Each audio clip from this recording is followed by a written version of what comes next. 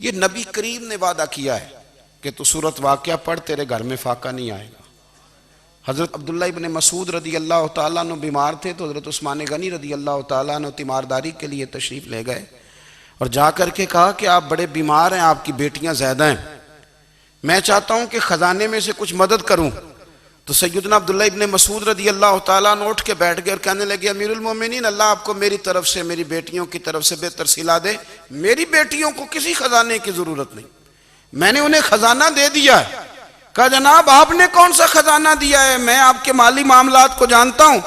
तो फरमाने लगे, अमीरुल मोमिनीन, मेरे नबी करीम ने फरमाया है जो सूरत वाक़या पढ़े उसे कभी फाका नहीं आता। मैंने बेटियों को याद करा दी है, ये खजाना मैंने उन्हें दे दिया है। वो सारे वालिदैन सुने जो बेटियों के लिए परेशान रहते हैं। हजरत अब्दुल्ला इब्ने मसूद नसीहत कर रहे हैं, फरमाने लगे, मैंने सूरत वाक़या याद भी करा दी है, पढ़ने की आदत भी डाल दी है।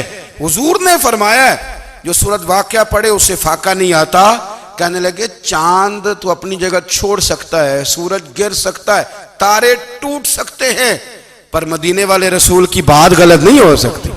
हुजूर ने फरमाया फाका नहीं आएगा तो इंशाअल्लाह कभी भी नहीं आएगा। करने का काम यह है कि हम अपने मामलात, अपनी इबादत, अपनी दुआएं